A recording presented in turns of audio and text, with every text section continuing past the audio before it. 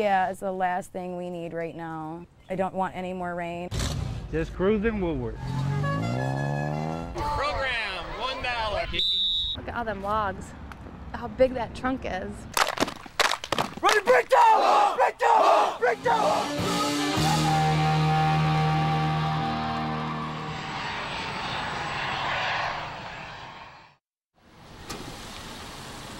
For Muslims, this is the holy month of Ramadan. We just finished breaking our fast, and we're getting out here on the field. We'll be out on the field about 11 o'clock. It's like Friday nights right now, under the lights here, and that's why we're so excited to be out here. The sooner we get on the line, the sooner we start. Let's go. The majority are Muslim kids. What we do at this time is we're fasting from sunrise to sundown. Ready, breakdown! Breakdown! Breakdown! Coach Walks came up to me and he's like, Rabia, what do you think? We might be practicing around 11 o'clock till 6 in the morning. And I thought it was going to be not a smart idea, but it was the best idea he's ever thought of. We just kind of figured, let's try this. Let's see how it works. Ultimately, this is what we're trying to do. It's for the health and the safety of our student athletes. Well, I was excited from the get-go to begin with this. This is beautiful right here, the weather, everything.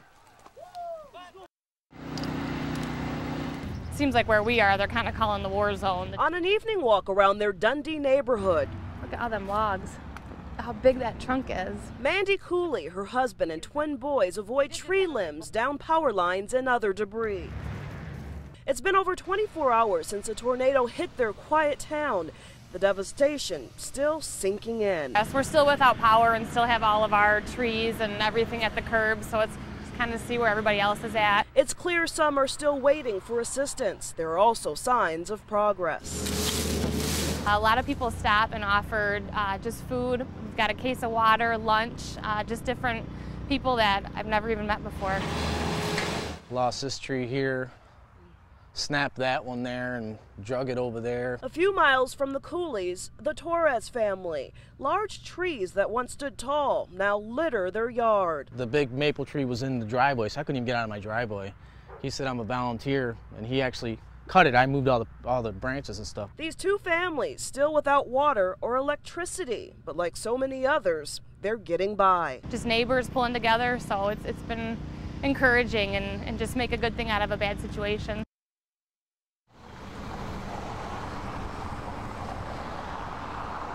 There's a breaking ball in for a strike, and he stood there like the house by the side of the road and watched it go by.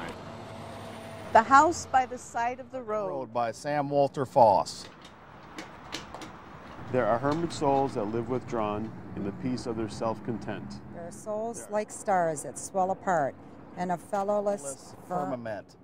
There are pioneer souls that blaze their paths where highways never ran. But let me live by the side of the road and be a friend to man. Let me live in a house by the side of the road where the race of men go by.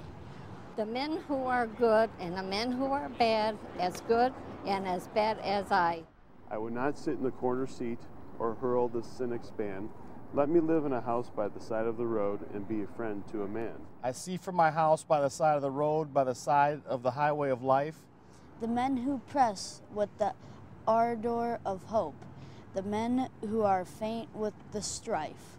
But I turn not away from their smiles nor their tears, both parts of an infinite plan. Let me live in my house by the side of the road and be a friend to man.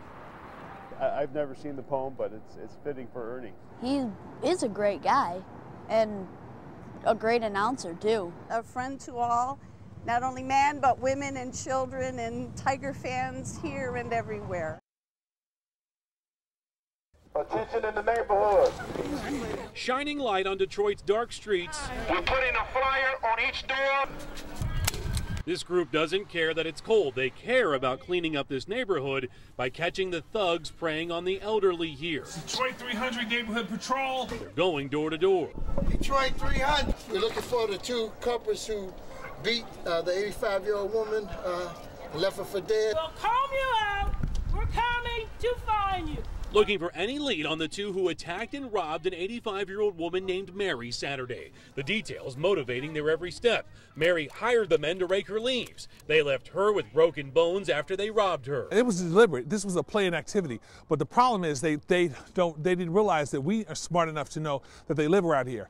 They either have relatives around here or they live around here. And that's why we're penetrating this neighborhood, and we're going to be out here until they're caught. This group had success this past summer helping catch the men who raped a 90-year-old woman on the west side. Nimrod Sherman is that woman's grandson. He's here tonight sending the same message. This has got to stop. And we're coming to, we're coming to fight you. We're going to get you. But you got to go.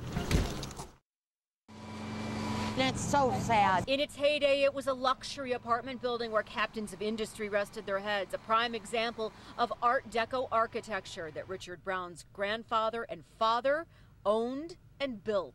Just to see this in flames, I'm glad they're not here to see it, but they were very proud of this building. Tonight, the rundown slum the Highland Towers has become is burning to the ground. The history of this building is unbelievable. I mean, Chrysler executives, Ford executives, they had a bellman, they had a valet parking. The building had been in decline for years. Last summer, DTE shut off the power because the building's owner wouldn't pay the bill. It's been vacant ever since, and tonight it's clear, even from the street, this fire was no accident. Flames engulfing one corner as firefighters battle smaller fires in a separate area. There have been a string of arsons in Highland Park over the last several weeks. Is this the work of one person or a group of people? Highland Park's mayor on the scene tonight and putting out a plea to the community. We need the community to get involved. If you see someone entering a vacant structure, call the police. At minimum, they are trespassing. We need the police to respond. What we need the citizens to report.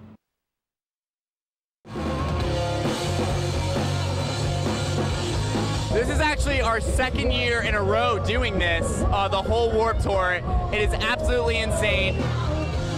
This punk rock extravaganza has an energy like no other event all summer long. Exhilarating, it's insane. I love it so much, dude. I just love it so much. Among the 60 bands playing in Detroit, I Wrestle the Bear Ones, Alisana, on 7 different stages, Mayday Parade, Andrew WK. Local groups get to perform inside Comerica Park.